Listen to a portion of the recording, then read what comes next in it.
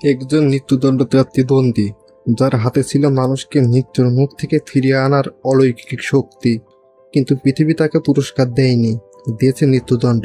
কেন? সে কি সত্যি অপরাধী ছিল, নাকি মানবতার সবচেয়ে বড় ধূলের শিকার? আজ জানতেন দ্য গ্রিন মাইলের অবিশ্বাস্য হৃদয় বিদায়ক এবং জীবনের গভীর অর্থ শেখানো গল্প থেকে।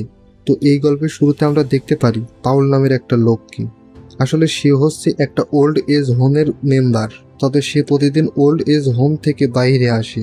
সে একটা ঘরের কাছে যায়, সেখানে জ্বালানা দিয়ে কিছু একটা চেক করে। আর যখন সে ঘরের মধ্যে জ্বালানা দিয়ে দেখতে পারে, তখন সে আবার ওল্ড এজ হোমে ব্যাক করে। আর আমরা জানতে পারি ওল্ড এজ হোম থেকে বাইরে বেরোনোর কোনো পারমিশন নেই। তবে প্রত্যেক দিনে পাউল বের হয়। আসলে সে প্রত্যেক দিন ঠিকই এই একই রকমের কাজ করে। তো এর একটু পরে যখন পাউল ওল্ড এজ হোমে ব্যাক করে, তখন সে সবার সাথে এখানে একটা সিনেমা দেখা শুরু করে।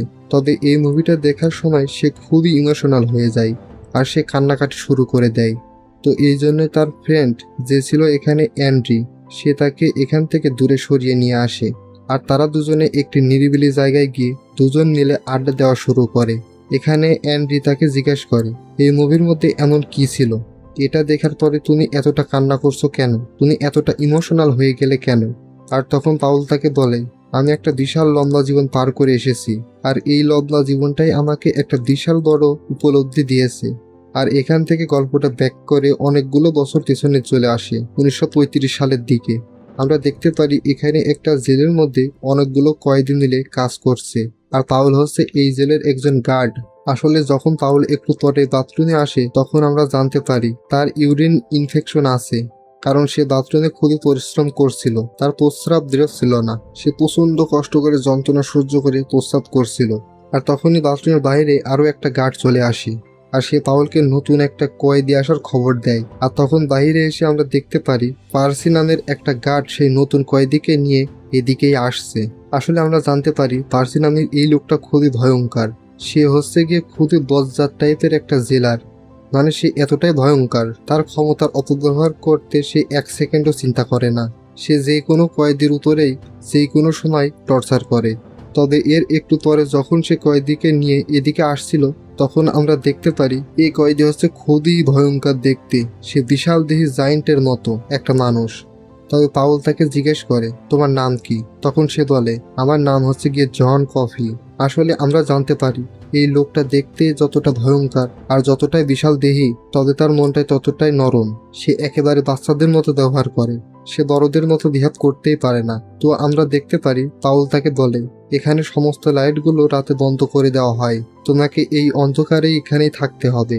তবে আমরা দেখতে পারি জন তাকে রিকোয়েস্ট করে বলে, আমি অন্ধকারে কোনোভাবেই থাকতে পারি না, আমার অন্ধকারে ভয় লাগে, সো প্লিজ আমার জেলের লাইটটা বন্ধ করবেন না। আর এটা শোনার পরে পাউলও রাজি হয়ে যায়, আর সে গার্ডদের বলে দেয় তার ঘরের লাইটটা যেন বন্ধ না হয়। আর এটা শোনার পরে জন তার দিকে ফ্রেন্ডশিপের হাত বাড়িয়ে দেয়। পাউলও তার সাথে হাতটা মিলিয়ে সেখান থেকে বেরিয়ে চলে আসে। তবে যখন তারা চলে যাচ্ছিল, তখন পেছন থেকে জন তাকে বারবার করে ডাকছিল। আমি তাকে বারবার করে আটকানোর ট্রাই করছিলাম, তবে আমি এমনটা করতে পারিনি। তবে আমরা দেখতে পারি পাউল এগুলো কিছুই বুঝতে পারছে না, সে এখান থেকে চলে যায়। তো এরপরে পাউল একটু কিউরিয়াস হয়ে জনের ফাইলটা দেখতে শুরু করে। সে জানতে চায় জন কেন জেলের মধ্যে এসেছে, তার মতো একটা বিশালদেহী লোক কেন জেল খাটছে। আর তখন আমরা জানতে পারি সে কেন জেলের মধ্যে এসেছে। সিনটা শিফট হয়ে চলে আসে একটা গ্রামের মধ্যে। আমরা জানতে পারি এই গ্রাম থেকে দুটো মেয়ে গায়েব হয়ে গেছে। তো এই মেয়েগুলো গায়েব হওয়ার জন্য তার বাবা আর তার গ্রামের সমস্ত লোকজন মিলে বন্দুক হাতে করে জঙ্গলের দিকে যাচ্ছে। তবে তখন তারা দেখতে পারে জন দুইটা বাচ্চা নিয়ে বসে কান্না করছে, আর তাদের জন্য সে প্রচণ্ড জোরে জোরে চিৎকার করছে। আর এই ব্যাপারগুলো দেখার পরে সবার মনে হয় হয়তোবা সেই তাদেরকে মেরেছে। তো এই জন্যই তাকে পুলিশের হাতে দিয়ে দেওয়া হয়, আর আদালত তাকে ফাঁসির সাজা দিয়ে দেয়। তবে আমরা দেখতে পারি এই ফাইলটা পড়ার পরে পাউল এটা ক্লিয়ার বুঝতে পারে যে জন এই কাজটা কোনো মতেই করেনি, সে এমনটা করতে পারে না, কারণ তার ব্যবহারের মধ্যে এই জিনিসটা নেই। তবে যেহেতু তার উপর একটা অর্ডার আছে, সো তাকে এই অর্ডারটা ফলো করতেই হবে। তো এই জন্য পরের দিন সকালবেলা সে তার সহকর্মীদের সাথে মিলে ইলেকট্রিক চেয়ারটাকে পরিষ্কার করা শুরু করে, কারণ এখানে বসেই জনকে শক দিয়ে মেরে ফেলা হবে। তবে তখন তারা শুনতে পারে বাইরে একটা গার্ড জোরে জোরে হাসছে। তো এই জন্যই তারা দৌড়ে সেখানে চেক করতে যায়। আর তারা দেখতে পারে এই গার্ডটা একটা ইঁদুরকে খুবই মন দিয়ে দেখছে। সে তাদেরকে ইঁদুরটা দেখায়, তারপর তাকে একটু বিস্কুটের খাবার দেয়। আর এই খাবারটা খেয়ে ইঁদুরটা একটা রুমের মধ্যে চলে যায়। তারা এই ইঁদুরটাকে খোঁজার অনেক ট্রাই করে, তবে পুরো রুমের মধ্যে কোথাও তারা এই ইঁদুরটাকে খুঁজে পায় না। কিন্তু পরের দিন সকালবেলা আবারও ইঁদুরটা কোথা থেকে যেন সেখানে চলে আসে। তারা আবারও ইঁদুরটাকে দেখতে পারে, তো আবারও ইঁদুরটাকে একটা বিস্কুটের টুকরো দেওয়া হয়। আর যখন সে বিস্কুটের টুকরোগুলো খাচ্ছিল, তখন পেরসি নামের সেই গার্ডটাও সেখানেই ছিল। সে তার উপরে আক্রমণ করে মারার ট্রাই করে, তবে সে ব্যর্থ হয়। ইঁদুরটা আবারও সেই রুমের মধ্যে ঢুকে পড়ে। তো এই জন্য রাগ হয়ে পেরসি গিয়ে সেই রুমের সমস্ত জিনিসপত্র বাইরে বের করা শুরু করে। আর তখন আমরা দেখতে পারি পাউল আর তার সঙ্গীও সেখানে চলে এসেছে। তো এখানে পাউলদেরকে সে বলে, এই ইঁদুরটাকে আমি আজকেই মেরে ফেলবো, এবার সেটা যে কোনো মূল্যে হোক না কেন। আমি জানি সে এটার মধ্যে ঢুকেছে, সে এখানেই আছে। তবে আমরা দেখতে পারি সে সমস্ত জিনিসপত্র বের করে ফেললেও কালকের মতো আজকেও সে ইঁদুরটিকে খুঁজে পায় না। সে ইঁদুরটাকে এখানে দেখতেই পারে না। আর এই সমস্ত ব্যাপারগুলোতে তার মাথাটা আবারও একটু বেশি গরম হয়ে যায়। তো এই জন্যই সে পাউল আর তার ফ্রেন্ডের সাথে ঝগড়া করা শুরু করে। সে তাদের সাথে খারাপ ব্যবহার করা শুরু করে। আর এগুলো দেখার পরে পাউলের একটা ফ্রেন্ড এসে তার কলারের মধ্যে ধরে। তবে আমরা দেখতে পারি সে তাকে থ্রেড দিয়ে সেখান থেকে সরিয়ে দেয়। আসলে আমরা জানতে পারি পেরসি নামের এই লোকটা এখানের গভর্নরের ওয়াইফের ভাতিজি, যার মানে হচ্ছে গিয়ে একটু পাওয়ারফুল। সো সে চাইলে তাকে ট্রান্সফার করিয়ে দিতে পারে। তো এজন্য সে হুমকি দিয়ে বলে যদি তার সাথে কিছু করা হয় তাহলে তাদেরকে এখান থেকে ট্রান্সফার করিয়ে দিবে। তো এর একটু পরে পাউল চলে আসে এডওয়ার্ডের কাছে, যে কিনা এখানে একটা জেলের কয়েদি। তার ছেলের বাইরে দাঁড়িয়ে তারা তাকে ফলো করছিল। তার কাছে সেই ইঁদুরটা, যে ইঁদুরটা এতক্ষণ ধরে সবাইকে বিরক্ত করছে। আসলে এই ইঁদুরটা এখন এডওয়ার্ডের ফ্রেন্ড হয়ে গিয়েছে। তারা দুজন মিলে এখানে খেলাধুলা করছে। তবে পাউল আর তার টিম এত চেষ্টার পরেও এই ইঁদুরটাকে ধরতে পারছিল না। তো এর একটু পরে জেলের সেই ওয়ার্ডান, যার নাম হচ্ছে গিয়ে হেল, সে পাউলকে ডেকে তার রুমে নিয়ে আসে আর নতুন একটা কয়েদি আসার খবর দেয়। সে বলে বিল নামের একটা নতুন কয়েদি এখানে আসছে, সে খুবই ভয়ঙ্কর। সে এখন পর্যন্ত অনেকগুলো মানুষকে খুন করেছে, তাকে একটু সাবধানে কেয়ার করতে হবে। আর নয়তোবা সে জেলের মধ্যেও দু একটা খুন করে দিতে পারে। আর যেহেতু হেলের ফ্রেন্ড হয়ে গিয়েছে পাউল, তো এই জন্য ফ্রেন্ড হওয়ার জন্য সে তার ওয়াইফের খবরটাও তাকে বলে। সে বলে আমার ওয়াইফের ব্রেন টিউমার, আমি এটা মানতেই পারছি না, সে মারা যাবে। আমি তাকে এটা বলতেও পারছি না, এখন আমি কি করব সেটা বুঝতেও পারছি না। আর একটু পরে যখন পাউল প্রস্রাব করতে যায়, তখন তার ইউরিনের সমস্যার জন্য সে এত বেশি কষ্ট পাচ্ছিল যে কোনোভাবে প্রস্রাব করতে পারছিল না। তবে যেহেতু এটা করতেই হবে, তো এজন্য বাধ্য হয়ে তাকে জোর করে এটা করতে হয়। আর এজন্যই সে প্রচণ্ড কষ্ট পায়। আর একটু পরে যখন সে জেলের মধ্যে আসে, তখন জন তাকে ডাক দেয়। তবে পাউল তার সাথে মিট করতে চায় না। এর পরের দিন সকালবেলা দিল নামের সেই লোকটাকে জেলের মধ্যে নিয়ে আসা হয়। তবে আমরা দেখতে পারি দিল এতটাই ভয়ঙ্কর, সে এখানে হাত পরা অবস্থায়ও গার্ডদের উপরে আক্রমণ করে দেয়। আর সে একের পর এক সমস্ত গার্ডদেরকে মারা শুরু করে। তবে এই সমস্ত ব্যাপারগুলো দেখার পরে পেরসির হাতে লাঠি থাকার পরেও সে প্রচণ্ড ভয় পেয়ে যায়। সে তাকে লাঠি দিয়ে আঘাত করতে পারছিল না, তো এই জন্যই সে সেখানে দাঁড়িয়েছিল। তবে আমরা দেখতে পারি কোনো রকমে গার্ডরা তাকে ধরে বেহুশ করে, তারপর তাকে একটা সেলের মধ্যে নিয়ে বন্দি করে দেয়। তবে তখন আবার পাউলের প্রস্রাবের চাপ দেয় আর সেখানে প্রচণ্ড ব্যথা হওয়া শুরু হয়। সে কোনোভাবে উঠতে পারছিল না, সে সেখানে পড়ে যায়। আর একটু পরে যখন সে কোনোভাবে উঠে বাইরে যাওয়ার ট্রাই করে, তখন আমরা দেখতে পারি জন তাকে আবার ডাকছে। সে আসতে চায় না, কিন্তু জন তাকে কলার ধরে সামনে নিয়ে আসে। আর সে তার প্রাইভেট পার্ট ধরে তার সেই জায়গা তার ব্যথাটা ঠিক করে দেয়। আর তখনই লাইটের আলোটা বাড়া শুরু করে। আর বাড়তে বাড়তে এতটাই বেড়ে যায় যে লাইটটা একটু পরে ব্লাস্ট হয়ে যায়। আর তখন পাউলও সুস্থ হয়ে যায়, সে পুরোপুরি ঠিক হয়ে গেছে।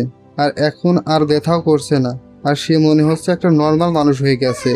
আর যখন জন হা করে, তখন তার মুখ থেকে জেমস বের হয়। আসলে এগুলোই সেই জেমস যেগুলো পাউলের শরীরের মধ্যে থেকে ইনফেকশন সৃষ্টি করছিল। এগুলো জন তার নিজের মধ্যে নিয়ে নিয়েছে, আর এখন সেগুলোই সে মুখ দিয়ে বের করে দিচ্ছে।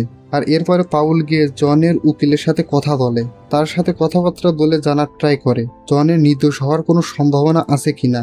তবে আমরা জানতে পারি উকিল তাকে সম্পূর্ণ না করে দেয়। সে বলে যে জন কোথা থেকে এসেছে, সে কোথা থাকে, এই সমস্ত ব্যাপারগুলো কেউই জানে না। সেই ঘটনার আগ পর্যন্ত জনকে কেউই কোনোদিন দেখতেও পারেনি।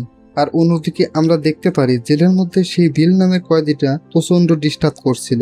সে সমস্ত কয়েদিদের উপরে বারবার করে আক্রমণ করে, সে সুযোগ পেলেই তাদেরকে মারধর করে। তো এজন্য প্রচণ্ড বিরক্ত হয়ে তাকে ফাইনালি কন্ডেমন সেলের মধ্যে বন্দি করে দেওয়া হয়। এরপরে ফাইনালি সেই দিন চলে আসে যেদিন এডওয়ার্ড নামের সেই লোকটাকে, মানে যে ইঁদুরের বন্ধু হয়ে গিয়েছিল, তার মৃত্যুদণ্ড কার্যকর করা হবে। তবে আমরা দেখতে পারি সে তার মৃত্যুদণ্ড নিয়ে একটুও ভয় পাচ্ছে না। সে ভয় পাচ্ছে তার মৃত্যুর পরে তার ফ্রেন্ড মানে সেই ইঁদুরটার কি হবে। তবে আমরা দেখতে পারি গার্ডরা তাকে বোঝানোর অনেক ট্রাই করে। তবে তখনই ইঁদুরটা দৌড়ে তার দিকে আসার ট্রাই করে, কিন্তু পেরসি নামের সেই গার্ডটা ইঁদুরটাকে একটা পাড়া দিয়ে সেখানে মেরে ফেলে। তবে যখন জন ইঁদুরটাকে তার হাতে দেওয়ার জন্য বলে, আর যখন তার হাতে দেওয়া হয়, তখন সে ইঁদুরটার উপরে একটা ফু দেয়। আর এরপরে জনের মুখ থেকে সে জার্মসগুলো বের হয়, যেমনটা একটু আগে আমরা দেখতে পেরেছি। আর যখন সে জার্মসগুলো বের করে ইঁদুরটাকে ছেড়ে দেয়, তখন আমরা দেখতে পারি ইঁদুরটা পুরোপুরি জীবিত হয়ে গেছে। আর সে দৌড়ে চলে আসে এডওয়ার্ডের কাছে। আর এরপর এডওয়ার্ডকে ধরে নিয়ে ইলেকট্রিক চেয়ারে বসিয়ে শক দিয়ে মেরে ফেলা হয়। আর তখন আমরা জানতে পারি যখন কাউকে শক দিয়ে মেরে ফেলা হয়, তখন তার মাথার উপরে একটা ভেজা কাপড় দিয়ে দেওয়া হয়, যাতে করে এই পানির জন্য কারেন্টের ফ্লোটা একটু বেশি হয়। তবে এখানে যেহেতু পেরসি ছিল এই সমস্ত ব্যাপারটার ইনচার্জ, তো এই জন্য সে এডওয়ার্ডের মাথার উপরে একটা শুকনো কাপড় দেয়। আর এই জন্যই যখন কারেন্টের শক দেওয়া হয়, তখন এডওয়ার্ড খুবই যন্ত্রণা পেতে পেতে মারা যায়। আর যখন এই সমস্ত ব্যাপারটা পাউল জানতে পারে, তখন সে গিয়ে পেরসিকে ধোলাই করে আর তাকে বলে এখান থেকে দূরে চলে যাওয়ার জন্য। সে বলে তুমি দ্রুত এখান থেকে ট্রান্সফারের আবেদন করবে, আর নয়তোবা তোমার কপালে একটা ভয়ঙ্কর ব্যাপার আছে।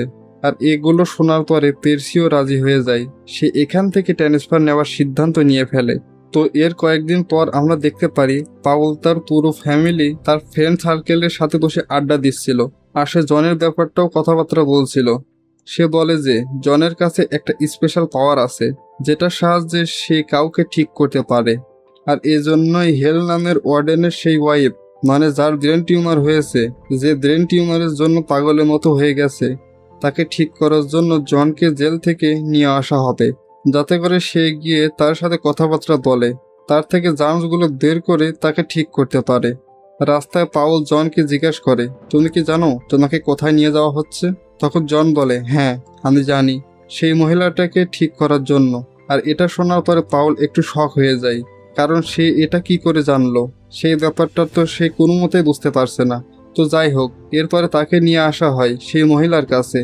আর এই মহিলা তাকে দেখার পরে তার নামটা জিজ্ঞেস করে। তখন জন বলে আমার নাম হচ্ছে গিয়ে জন কফি। আর এরপরে সে মুখ থেকে তার সমস্ত জার্মসগুলো নিজের মধ্যে নিয়ে নেয়। তবে এইবার সে জার্মসগুলো বাইরে বের করতে পারে না। তো এজন্যই সে ভেতরে ভেতরে প্রচণ্ড কষ্ট পাচ্ছিল। সে অনেকটা দুর্বলও ফিল করছিল, সে নিজের শক্তিতে হাঁটতে পর্যন্ত পারছিল না। আর এই সমস্ত ব্যাপারগুলো দেখার পরে হতভম্ব হয়ে যায়। তারা তাকে কাঁধে করে কোনো রকমের সেলের মধ্যে নিয়ে আসে।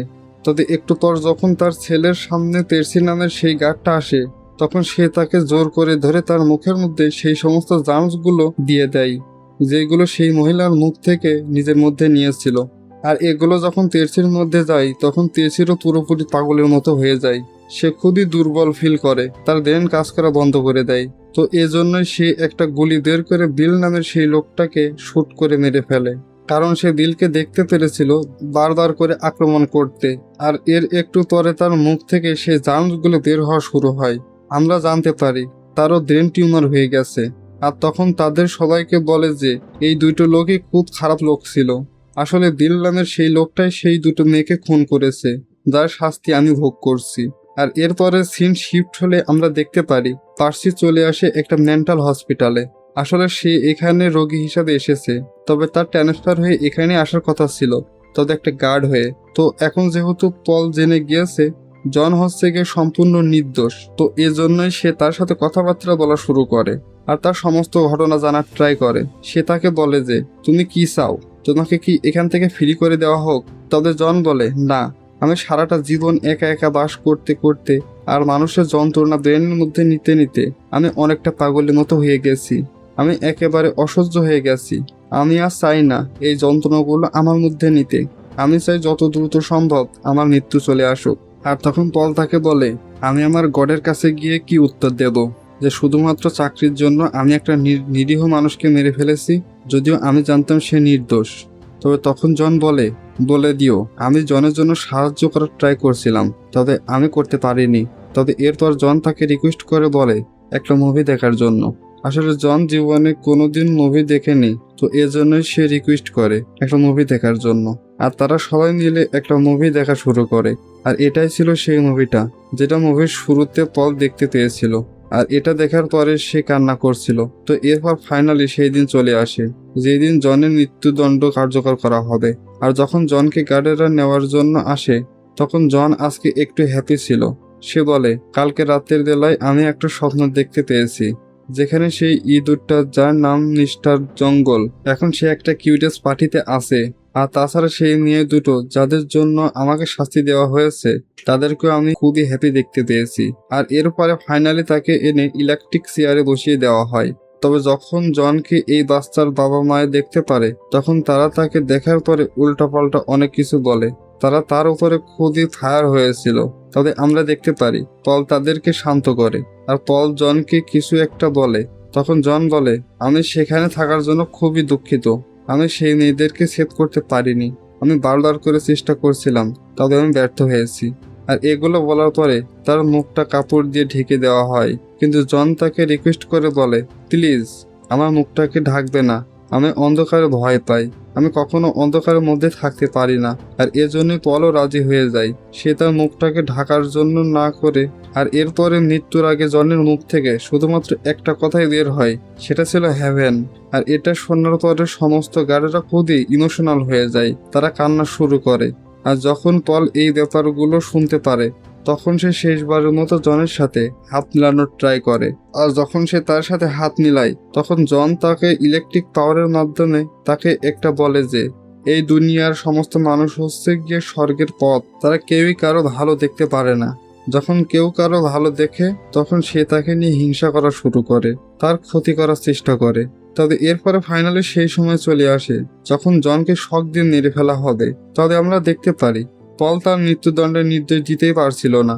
সে একটা নির্দোষ মানুষকে কি করে মেরে ফেলবে, সে এই ব্যাপারটা বুঝতেই পারছিল না।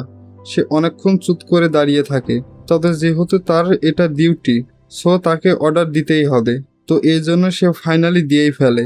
আর এই জন্য ফাইনালি তাকে ইলেকট্রিক শক দিয়ে তার সেখানে মৃত্যুদণ্ড কার্যকর করা হয়।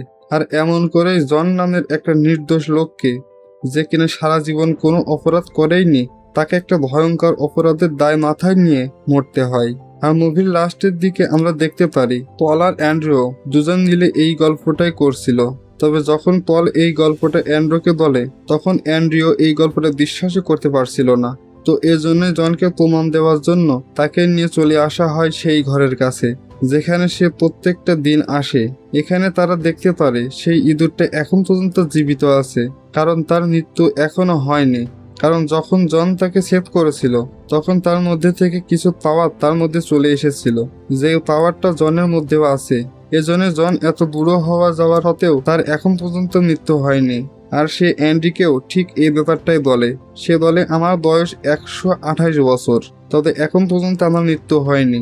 সে খুবই আপসেট হয়ে বলে, সে সবাই আমাকে ছেড়ে চলে গেছে, একদিন হয়তো তুমিও ছেড়ে চলে যাবে, তবে আমি তখনও জীবিত থাকবো। আর হয়তোবা সেটাই আমার জন্য প্রায়শ্চিত্ত।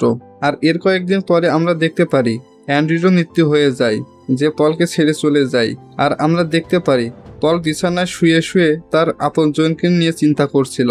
আর সে এই ব্যাপারটাকে ভাবছিল যে আশেপাশে সবার মৃত্যু হয়ে গেলেও তার মৃত্যু এখন পর্যন্ত কেন হচ্ছে না, তার লাইফটা আসলে আরো কত বড়, আর সে আরো কত ত্যাগচিত্ত করবে।